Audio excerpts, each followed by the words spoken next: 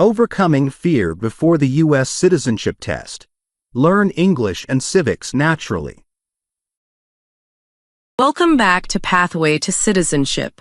Tonight, we're beginning something special, a 3-part deep dive into the U.S. citizenship test. But instead of only drilling flashcards, we're going to explore the why behind the answers, and even more importantly, Mark's own journey. Mark, you ready? I think so. Though every time I hear citizenship test, I get this little knot in my stomach. That knot is normal. It means you care. So let's start right there. What makes you nervous? Well, part of me feels like the test is this giant wall. 100 questions and only 6 wrong answers allowed in the interview. It feels like one mistake could erase years of effort. That's a common fear. But let's reframe it. Imagine you're preparing for a marathon. Do you run 26 miles every day? No way. Exactly. You train in smaller stretches, build endurance, and by race day, you're ready. The test is the same. You don't need perfection every step. You just need steady practice and the confidence to keep going. I like that. Though, to be honest, sometimes I wonder if I even belong here. Like, am I American enough? That's powerful. And let me tell you, belonging isn't measured by accent, birthplace, or the number of years you've lived here. It's measured by your willingness to contribute to the community and honor its principles. The test is just the government's way of saying, do you understand the blueprint? The blueprint. That's the Constitution, right? Exactly. The supreme law of the land. Do you remember that question? Yes. If the officer asks, what is the supreme law of the land, the answer is the Constitution. Perfect. Now, instead of seeing that as trivia, think of it as a compass. Without it, the country could drift in 100 directions at once. You're not memorizing words, you're learning the language of belonging. That makes me feel less like I'm cramming for a pop quiz, and more like I'm joining a conversation. That's exactly it. And I want to hear your conversation with yourself. Why do you want citizenship? What drives you when the knot in your stomach tells you to stop? Honestly, I think about my kids. They were born here, and they already belong. I want to vote in their future, stand beside them as equals, not as someone always carrying a green card, like a permission slip.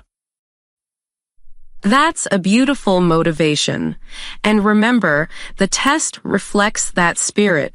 For example, one question asks, what is one responsibility only for U.S. citizens? Do you know the answer? Voting in federal elections.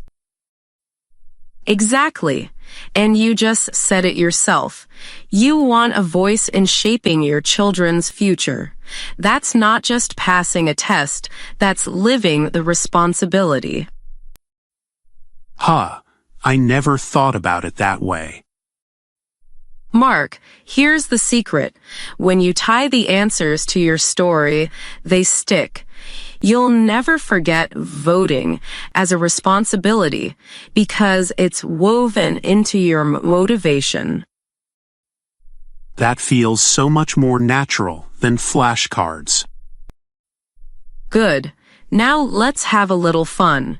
If the test were a board game, what would it be? Oh, definitely Monopoly. Long, stressful, and someone always ends up broke. Ha, fair. but I'd argue it's more like Jenga. You carefully stack knowledge, and if one piece wobbles, you don't collapse. You just steady yourself and keep going.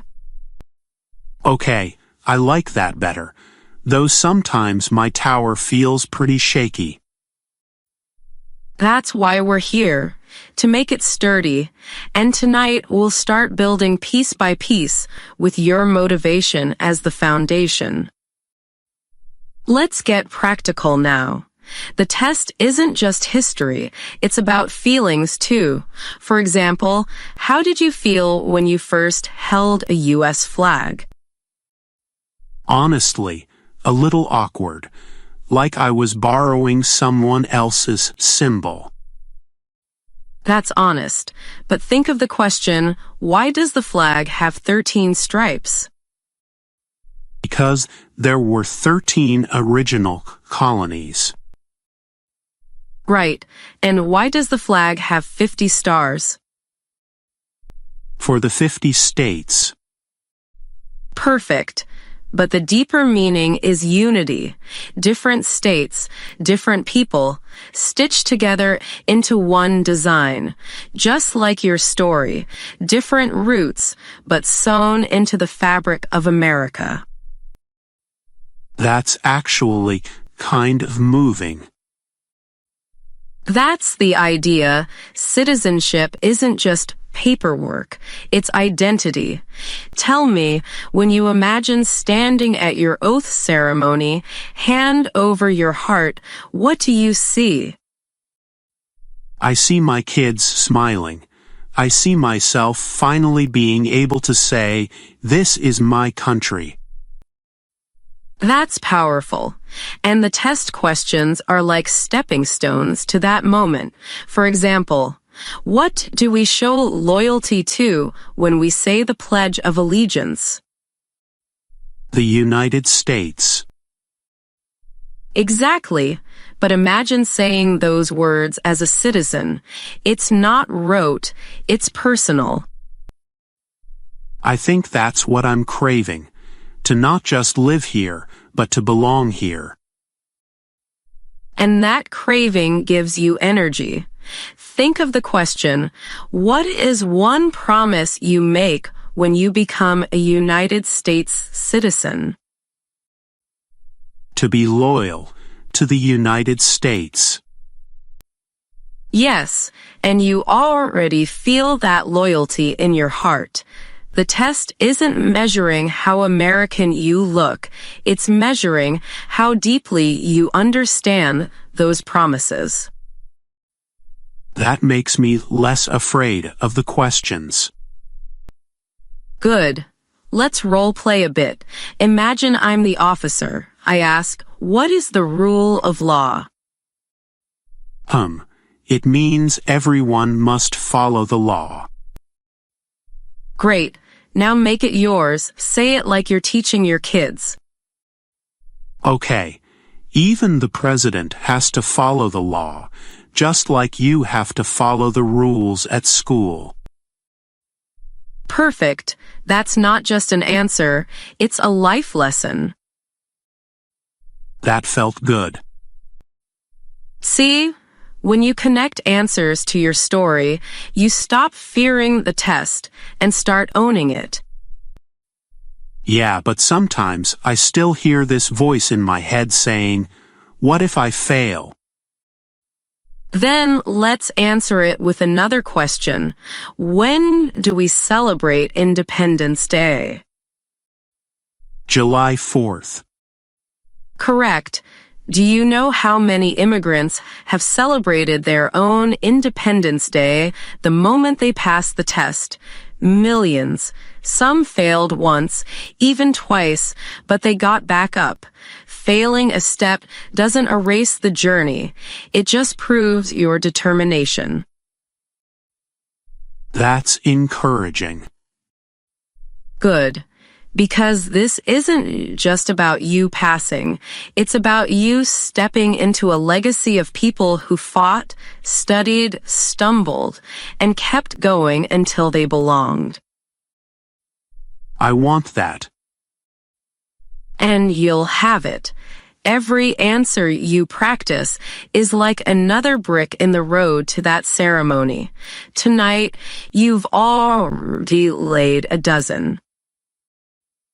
So instead of a wall, it's a road. Exactly. And you're walking it steadily, confidently, towards citizenship. Right finger how to remember civics answers with stories. U.S. Citizenship Test Practice. Mark, last time we talked about your motivation, your kids, your desire to vote, and your need to belong. Tonight, I want us to move from why you want citizenship to how you'll remember the knowledge. Because the test is not only about history or government, it's about carrying those answers confidently in a high-pressure room. Yeah, that's the scary part. I can know the answers at home, but as soon as I imagine sitting across from that officer, my brain goes blank. That's normal. Think of it like stage fright. Even the best actors forget lines when the spotlight first hits them. The trick isn't to memorize harder. It's to make the answers so personal and memorable that they can't disappear. So how do I do that? By attaching each fact to a hook, something funny, visual, or meaningful to you. Let's start simple. Do you remember how many voting members are in the House of Representatives? 435. Perfect. Now, to keep that number safe in your memory, imagine walking into a massive cafeteria. There are exactly 435 tables, and every table is noisy. People are shouting, trading snacks, and passing notes. That chaos is the House of Representatives. Ha, I can picture that. It feels like high school lunch all over again. Exactly. Now, contrast it with the Senate. How many senators? 100. Yes. Now picture a quiet seminar room with 100 students in a circle, each calmly raising a hand when they want to speak. No chaos, just steady conversation. So the House is the cafeteria, and the Senate is the graduate seminar. Perfect. That comparison locks the numbers into place. The House is big, loud, and changes often because members serve only 2 years. The Senate is smaller, calmer, and steadier, with 6-year terms. That actually makes the whole structure easier to understand, not just memorize. Exactly. And understanding makes memory effortless. Let's try another one. Who was president during the Great Depression and World War II? Franklin Roosevelt. Correct. To anchor it, picture Roosevelt as the captain of a ship steering through 2 massive storms. One storm is the economic collapse of the 1930s. The other is the World War of the 1940s. Same captain, same ship, holding the wheel through both. That image makes the answer stick. I'll always remember it now. That's the power of imagery. Let's keep going. What did the Emancipation Proclamation do? It freed the slaves. Right, but don't just say it. Imagine Lincoln, tall hat, standing on a battlefield with a giant key. He unlocks chains in Confederate states. Once you picture that, you never forget. That's way better than a flashcard. Now let's role play. I'll be the officer. Ready? As ready as I'll ever be. What do we call the first 10 amendments to the Constitution? The Bill of Rights. Good. Now give it your own twist. How could you describe it to make it yours? Maybe the Bill of Rights is like America's starter pack, the first 10 items in the welcome kit of freedom. I love that. It's catchy and meaningful. You'll never blank on it now. This is actually kind of fun. It's like I'm telling stories instead of studying. Exactly. And that's the secret. Citizenship isn't a spelling bee, it's a conversation with history. Now, let's shift from facts to responsibilities. Do you remember one responsibility that is only for U.S. citizens? Voting in federal elections. Yes, and another one? Jury duty. Correct.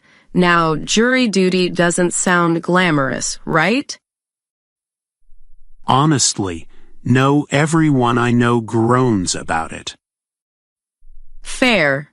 But think of what it represents. Imagine being accused of something serious. Who do you want deciding your fate? A dictator, a king, or a group of ordinary people like you? Definitely not a king. I'd want regular people who can listen fairly. Exactly. Jury duty means that instead of a ruler handing down decisions, your peers, citizens, decide. It's the ultimate we the people in action. I never thought about it that way. And that's how you'll remember it. Now let's connect it to another test question. What do we show loyalty to when we say the Pledge of Allegiance? The United States. Yes, and loyalty isn't passive. It's not waving a flag once a year. It's active. You show loyalty by voting, by serving on juries, by paying taxes, by protecting the rights of others. Okay, but paying taxes still doesn't feel very inspiring. Ha! I hear that. But remember, the test may ask, when is the last day you can send in federal income tax forms? April 15th. Correct. To remember it, picture Uncle Sam holding a giant calendar, circling April 15th in red ink, tapping his foot like an impatient teacher. That's a funny mental picture. I'll keep it. Good. Now let's talk about freedom of religion. What does it mean? That you can practice any religion, or none at all. Exactly. And that connects to your personal story, doesn't it? It does. Back home, religion was tied to politics. If you didn't follow the official faith, you stood out. So when you answer that question, you're not just reciting words, you're testifying to something you've lived. That actually makes me proud to say it. And it should, because it's one of the deepest promises of citizenship. Now, let's bring in another memory hook. Remember the 3 branches of government? Legislative, executive, and judicial. Yes. Picture them as sitcom roommates. The legislative roommate writes the rules, no dirty dishes in the sink. The executive roommate enforces the rule, wash that plate now.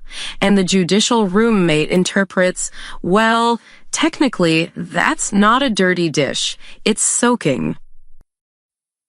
Ha! That's exactly like my old apartment. And that's checks and balances. Nobody gets full control. If one roommate tried to rule the apartment, chaos would follow. That's a hilarious way to remember it. And now you'll never forget the answer.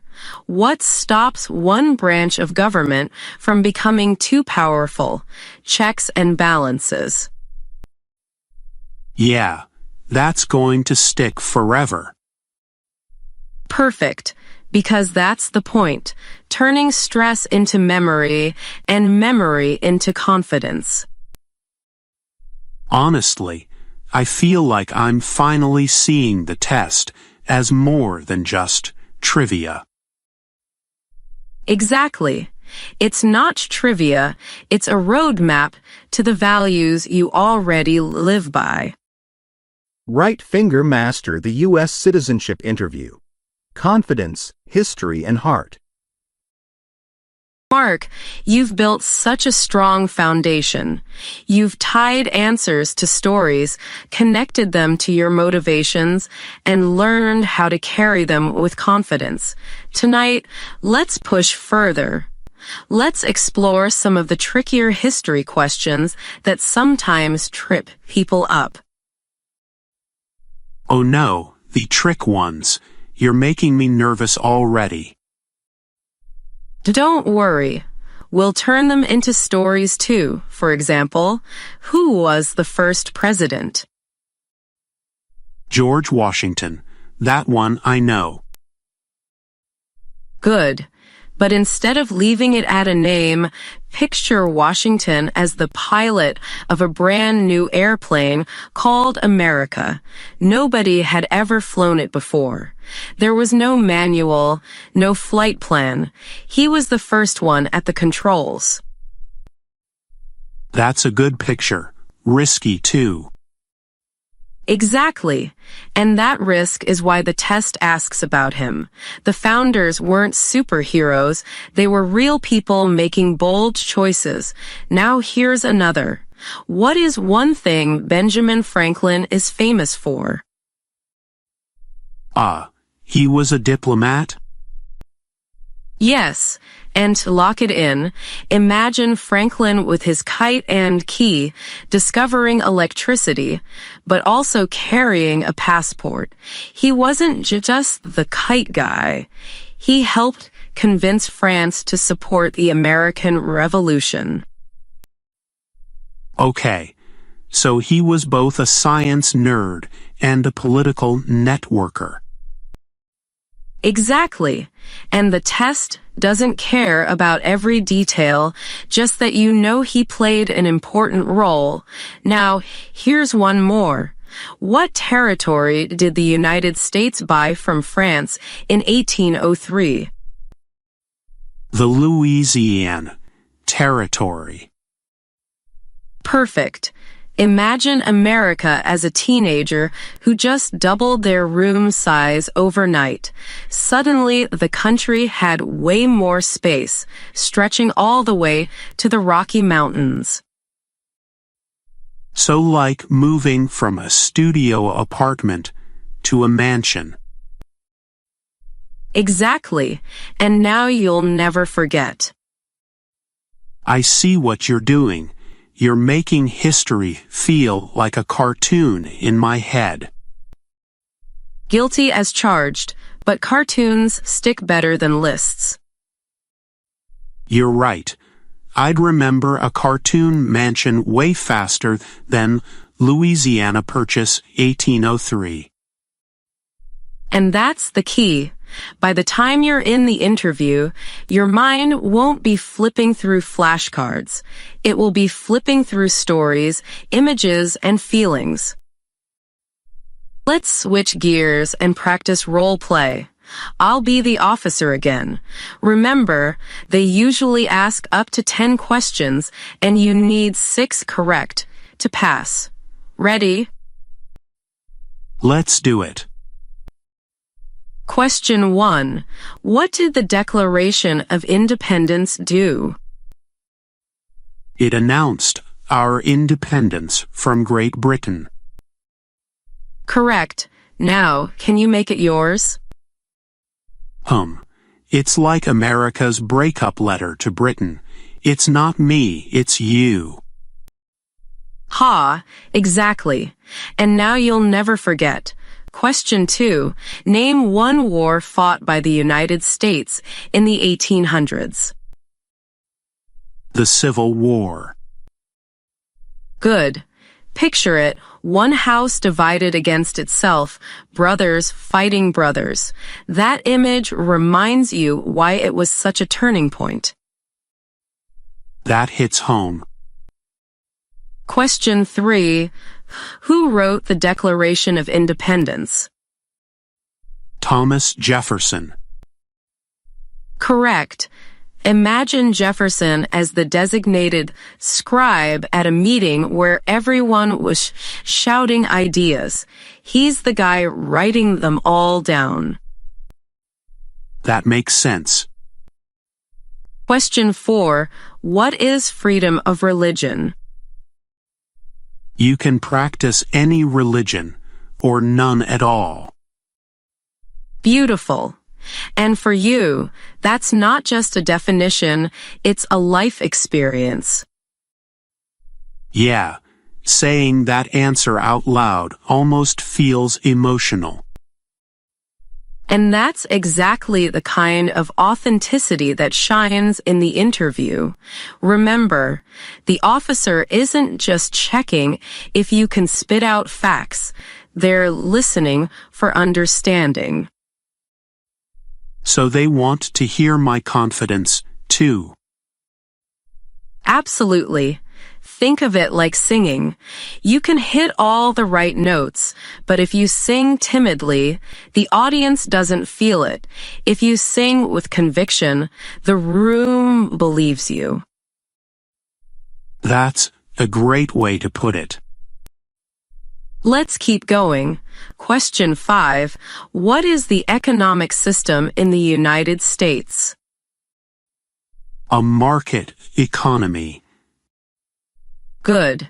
Imagine a giant open-air market where everyone is trading goods. That's why it's called a market economy. People, not the government, drive most of the decisions. Got it. See how this works. Each answer becomes a picture, not just a word. Yeah, and it makes me feel way less panicked. That's the goal. Mark, we've traveled through history, responsibilities, rights, and strategies. Let's take a step back. What has this journey meant to you so far? Honestly, at first I thought the citizenship test was just a scary quiz. But now I see it as a doorway. Every answer is like a piece of America's story. And my story, too. That's beautiful. And that's exactly the point. The test isn't just about memorizing names or dates. It's about asking, do you understand the values you're stepping into? And I do, especially when I tie them to my own life. Like freedom of religion, that one feels like my personal anthem. And voting. You said you want to vote for your kids' future. Yes, I want my voice counted, not just for me, but for them. Then you're already thinking like a citizen. The test is simply confirmation of what you already live. That makes me feel proud. You should be. And here's something else. Every immigrant who takes that oath is renewing the American story. Sometimes people born here take it for granted, but new citizens bring fresh energy, fresh belief. That gives me chills. Good chills. Because your journey matters. And when you raise your right hand at the oath ceremony, you'll be standing in a long line of people from every corner of the world who decided, I'm in. That image is powerful. And it's true. So let's wrap this up with 3 lessons. First, don't just memorize. Connect answers to stories, images, and personal meaning. Second, don't fear mistakes. See them as part of the road, not the end of it. And third, remember your motivation, your kids, your sense of belonging, your voice. That's what will carry you through. I feel ready. Not perfect, but ready in my heart. And that's more important than perfection. You've already proven you belong. You're just about to make it official. Thank you, Anne. I started this nervous and doubtful, but now I feel inspired and steady. That's the transformation. And when you take your oath, remember tonight, not just the answers, but the feeling that you are part of America's story. I will, and I can't wait to tell my kids Daddy did it. And you will. Congratulations in advance, Mark. Your journey is America's journey.